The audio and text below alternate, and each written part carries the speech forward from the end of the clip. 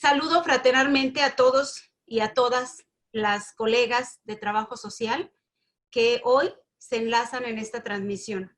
Un saludo muy afectuoso desde la Ciudad de México. Y en primer lugar, agradecer a la Organización Internacional de Trabajo Social por la oportunidad que nos da de propiciar un encuentro académico. Esto para compartir nuestras experiencias y saberes. De veras, muchísimas gracias. Ahora sí que tenemos esta segunda oportunidad de estar con todos ustedes en una cumbre. El contenido de mi presentación, sí les voy a pedir, por favor, que me abran para compartir. No sé si ya la tenga. Bueno, para iniciar, les quiero comentar que mi presentación va a vertir bajo un objetivo, que va a ser, de acuerdo a todas las presentaciones que han sido de verdad muy nutritivas para todos en cuanto a conocimientos. Nosotros en este sentido, esta presentación, vamos a deliberar un poco sobre la práctica del profesional de trabajo social ante el contexto actual, destacando la importancia de su intervención en la primera línea de atención a los individuos, las familias y la sociedad.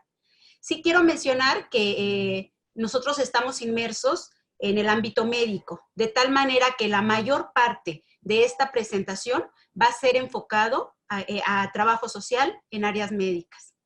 El contenido de esta presentación o de esta exposición va a tener tres vertientes.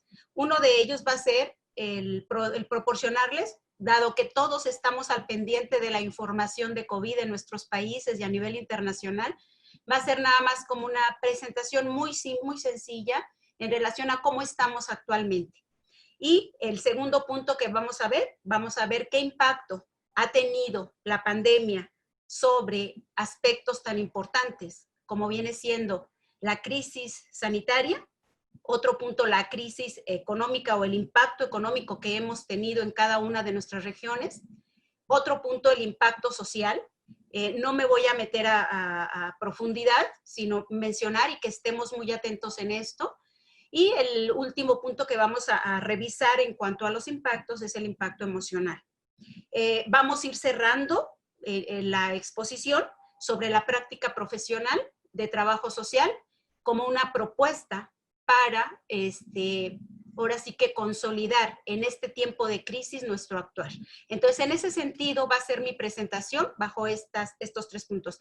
No quiero dejar de mencionar que estoy maravillada con muchos y muchas colegas que son académicos y que pues lo ideal sería para todo trabajador social que ya ejerce la profesión, que estuviéramos ese vínculo tan importante entre la formación y la práctica, lo cual en ocasiones sí dista mucho, y cuando se enfrenta el profesional a la práctica en cualquier ámbito, sí le causa a veces una serie de problemáticas, y más aún con la situación que estamos viviendo, pues sí es muy importante ese enlace. Por eso reconozco ampliamente a los colegas que son netamente académicos y que requerimos muchos de ellos para que nuestra práctica sea la más efectiva y para que no se rutinice. Efectivamente, algo mencionaba ahorita la colega.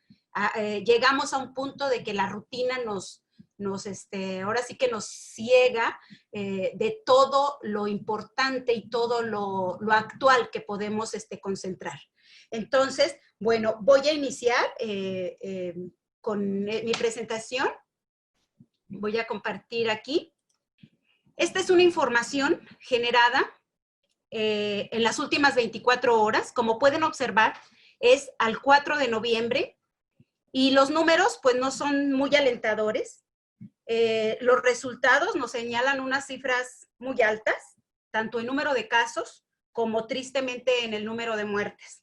Este es un informe que emite la Organización Panamericana de la Salud y lo emite de manera diaria. Obviamente cambia, pero lamentablemente la información o los números y la estadística que nos ofrecen son de verdad preocupantes, son alarmantes. Es una situación que prácticamente les puedo mencionar que no se ha visto pues que se detenga sustancialmente este problema. Aquí les presento, hace una recopilación en los países, principalmente de las Américas, ¿sí? De la región de las Américas, perdón, y pues ahí pueden observar ustedes en sus pantallas en qué lugar nos encontramos. Digo, México, un desafortunado lugar, y bueno, Perú, Canadá, Ecuador, o sea, Estados Unidos, bueno, es de más de preocupante estas cifras que no bajan. En ocasiones están unos países encima de otro, pero luego vuelve como a rescatar el lugar. Entonces, esta situación que estamos teniendo, de verdad no es nada alentadora. Los diferentes países han emitido o han realizado diferentes estrategias que muchas de ellas han aminorado, pero muchísimas han, digamos, fracasado o han estado no en comunión con lo que acontece diariamente. En particular, lo señalado en nuestro país, los números no tienen una estabilidad, inclusive lo estimado en muertes. Si les paso esta siguiente, lo estimado en muertes que tenemos, la estimación igual en defunciones y en casos positivos, pues ustedes pueden observar que es sumamente alta y pues no se ofrece mayor alternativa. Entonces, con todo este panorama, el problema de salud que estamos atravesando, desgraciadamente, no podemos vislumbrar ni a corto ni a mediano tiempo o mediano plazo una solución alentadora. Ni tampoco en estos momentos podemos, desde mi muy particular punto de vista, estar hablando de una nueva era post-COVID. Considero que esta situación es muy alarmante y es preocupante, pero no es ya a corto tiempo que se acabe o que se culmine. Definitivamente esta situación va a continuar. Para continuar, les voy a describir los efectos sociales que han surgido por la pandemia. Algunos de los países ya se tenía, como ahorita mencionaba la colega, problema muy importante de pobreza, de desigualdad, económicos, y con este problema de salud se vino agudizando. En mayor proporción, considero desde la crisis sanitaria, vino a desencadenar aún más los problemas que ya existían. Entonces, cada país ha puesto, como mencionaba, diferentes estrategias, pero algunos que impulsaron, por ejemplo, algunos que se hizo acá en México, fue en relación al aspecto hospitalario, el reconvertir las unidades médicas para dar suficiencia en la atención y permitir que los pacientes lograran llegar a las unidades hospitalarias y que esto no se convirtiera en un, digamos, tumulto y que no se tuviera la oportunidad de la atención. Entonces, este trabajo se ha hecho de manera constante en cada una de las unidades para no tener una preocupación de que el paciente se quede fuera de la unidad. La crisis sanitaria en los servicios de salud, al iniciar la pandemia, presenta a la Organización Panamericana de la Salud como 5 líneas de acción que deberían de seguir los países para, digamos, detener un poquito el problema que se avecinaba.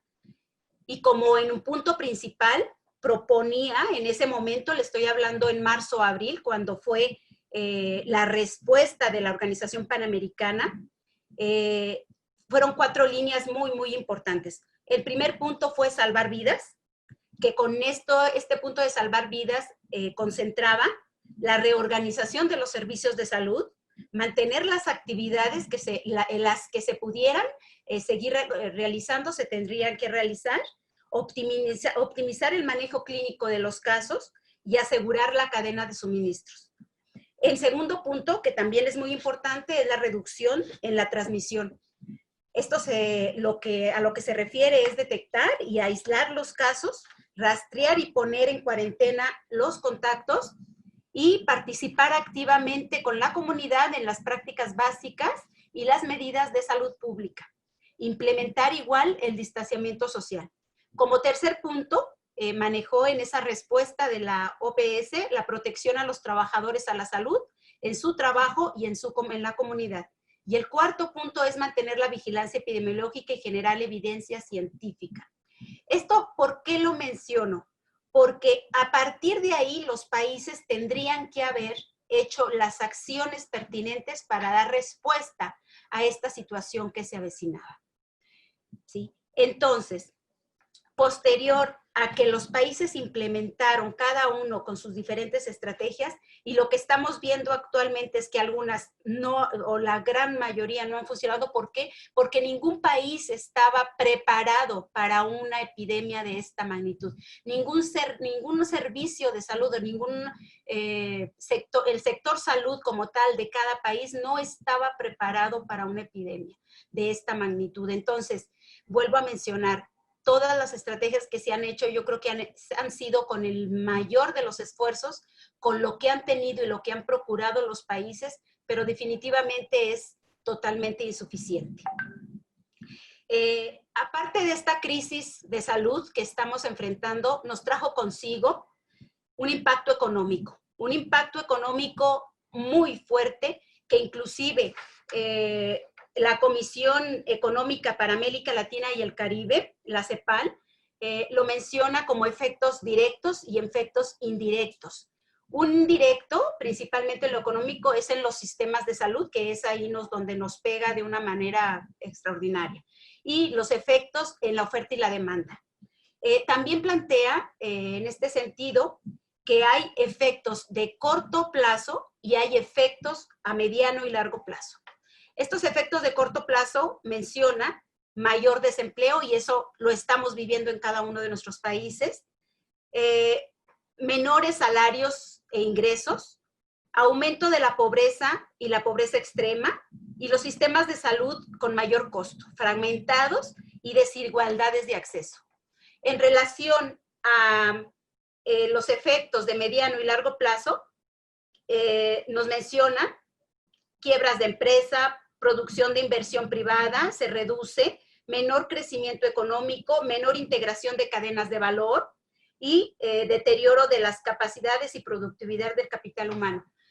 De tal manera que esta situación económica nos trajo desde los salarios que disminuyeron, reducción de la demanda agregada, muchos pérdidas de trabajo, obviamente, como ya lo mencionaba, y la OIT, la Organización Internacional del Trabajo, igual en este año lo menciona, un aumento del desempleo y del subempleo. En México, de veras, esta situación es muy, muy fuerte, dado que antes de la pandemia teníamos niveles de empleo informal muy altos, teníamos somos un país que tiene niveles muy altos, y con esto se vino a agravar mucho más fuerte. ¿Sí? En relación al aspecto social, hay grandes brechas en accesos a los sistemas de salud. Yo creo que ahorita mencionaba igual la colega que me antecedió, esta parte de las comunidades. Como bien ustedes saben, nosotros también tenemos mucha población con dificultad para accesar a los sistemas de salud. Entonces, esto obviamente lo vino a agravar.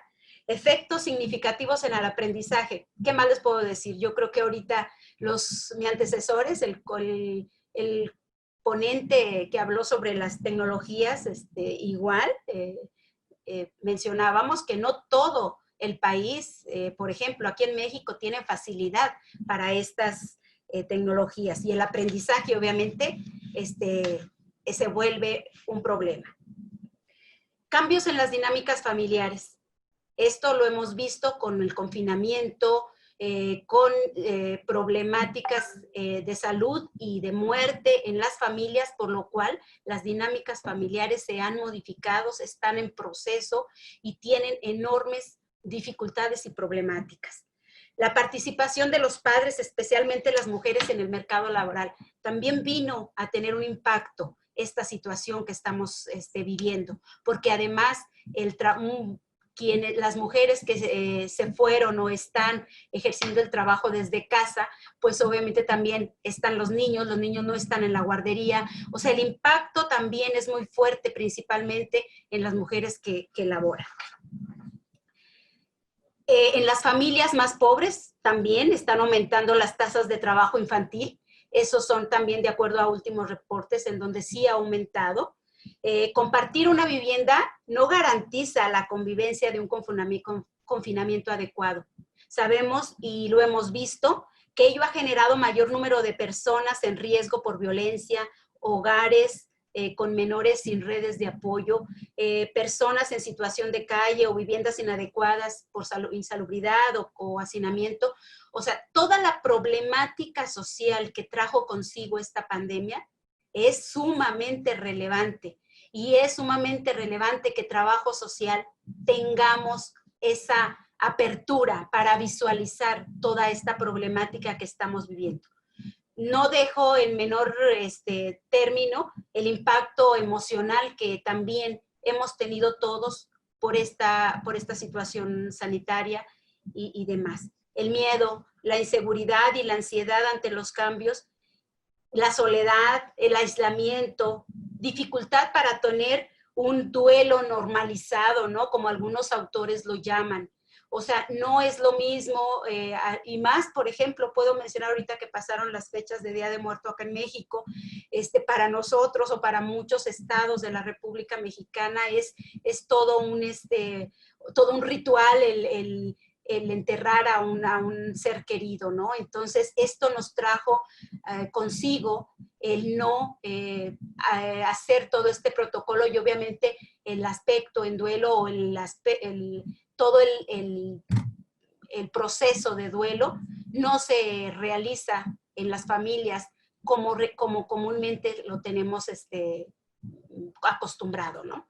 Entonces, igual el incremento de las personas con trastornos mentales, de conducta y de adicciones, donde quiera igual lo hemos visto que ha aumentado de manera significativa, ¿sí? Por lo tanto, sí puntualizo aquí que la pandemia o el coronavirus es una realidad que nos ha afectado tanto a ricos como a pobres. No es una enfermedad exclusiva de un sector. Entonces, dentro de esta importancia que tiene nuestro actuar, dado que el marco económico, social, emocional y también, ¿por qué no decirlo de alguna manera, que nuestra práctica profesional entró como en un periodo de crisis, que sí actuamos, que no actuamos, cómo le hacemos, por ese contacto directo el colega, ¿no? Nuestro contacto es muy directo con la gente y ahora sí como que nos quedamos, ¿y ahora cómo le vamos a hacer? ¿Cómo lo vamos a apoyar? ¿Cómo lo vamos a hacer sin infectarme? ¿Cómo le voy a hacer en los hospitales COVID, por ejemplo, que acá se reconvirtieron? Entonces, esto ha sido un impacto muy fuerte, considero, en muchos trabajadores, pero también en el trabajador social, el cual lo que queremos es que rescatar desde ese miedo, desde esa angustia, desde esa confusión, ¿sí? El lograr rescatar todo el potencial que tiene este profesional.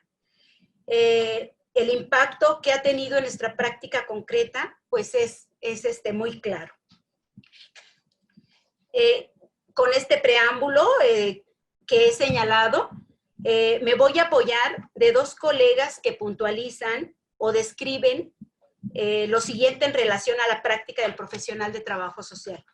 Y pongo el colega Norberto Alayón, que es un trabajador social argentino, y que menciona, es importante entender que las particularidades de una profesión se procesan en el contexto de las situaciones y de las coyunturas nacionales e internacionales y se registran, en un momento histórico señalado. O sea, trabajo social no nos podemos quedar estáticas.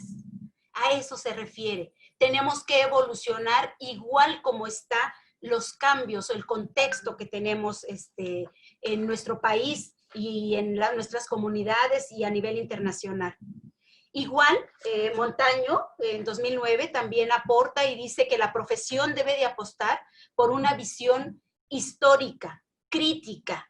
Debemos entender a los diferentes actores de la sociedad mediante su contexto en el que estos se encuentran. Resumo, de acuerdo a esto que señalan nuestros autores, les presento acciones muy específicas que coadyuvarán a mejorar nuestra práctica en estos tiempos de crisis. Les voy a presentar, voy a continuar con la presentación, entonces nada más pedir que me compartan. Propongo que sí, a nivel de los servicios, y nuevamente menciono, en lo que se refiere a trabajo social médico o en las unidades médicas, propongo para volver a incidir en esos casos, en esos procesos que tenemos asignados realizar, reorganizar nuestro servicio. Una, clarificando las funciones de acuerdo al rol profesional que tenemos.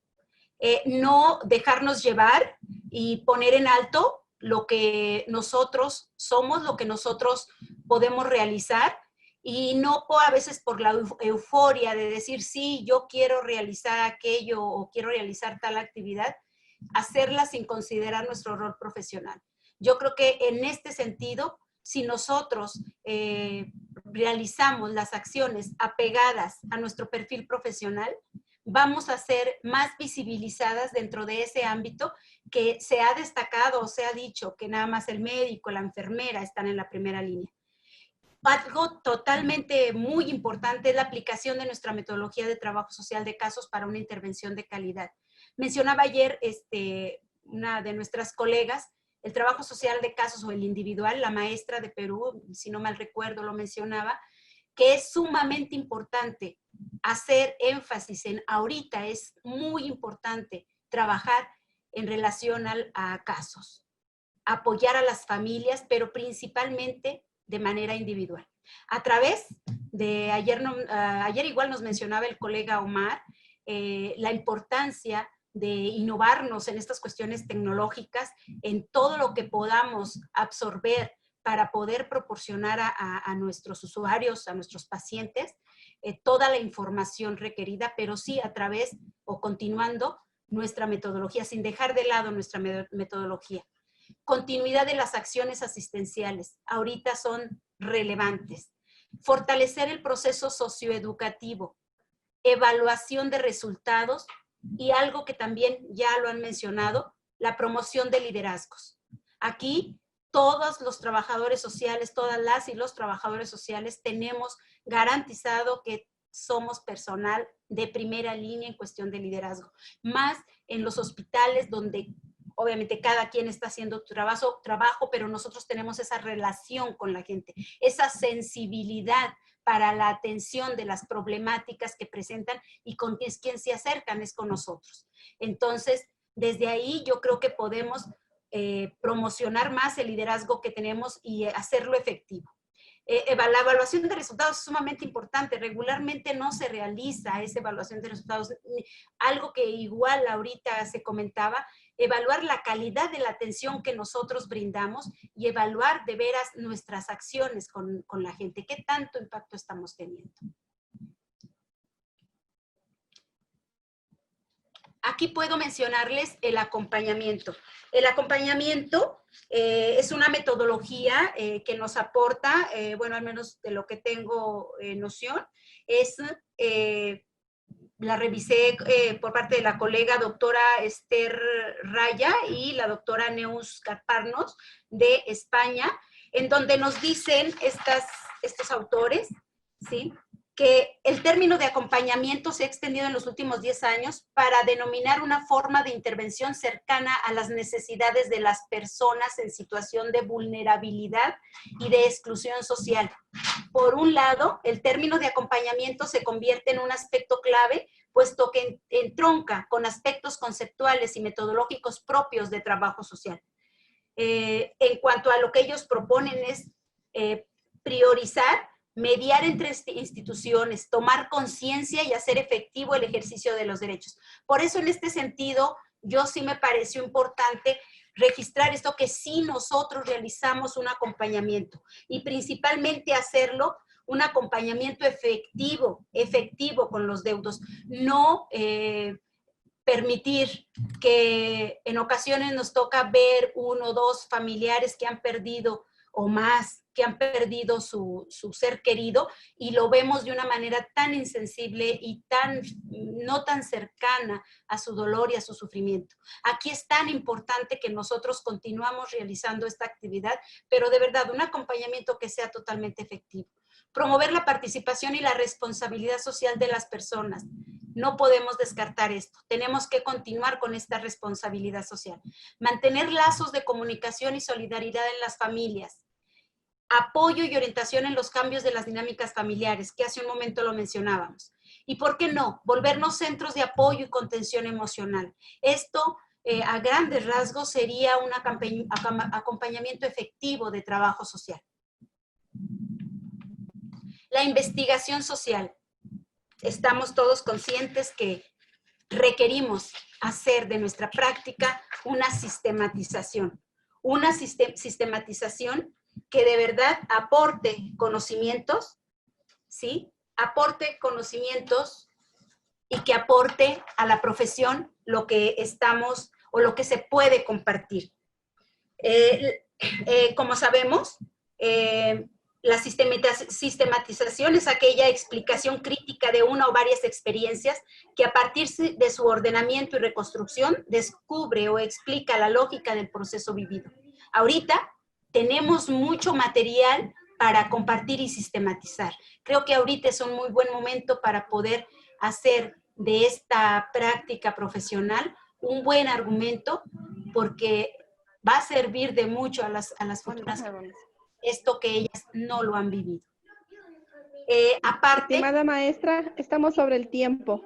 Muy bien, me voy. Entonces, bueno, ahí lo están viendo en sus pantallas, la apertura de espacios de diálogo, fortalecer lazos de colaboración, que es un ejemplo lo que ahorita estamos haciendo. Y bueno, aquí nada más una pequeña reflexión sobre la práctica diaria. Valorar y creer y difundir lo que hacemos, actuar con conocimiento y disciplina, actuar con integridad y competencia. Me parece que esos son los puntos más importantes que puedo mencionarles. No quiero dejar pasar este libro o esta experiencia que tuve al revisar este libro, que se los comparto.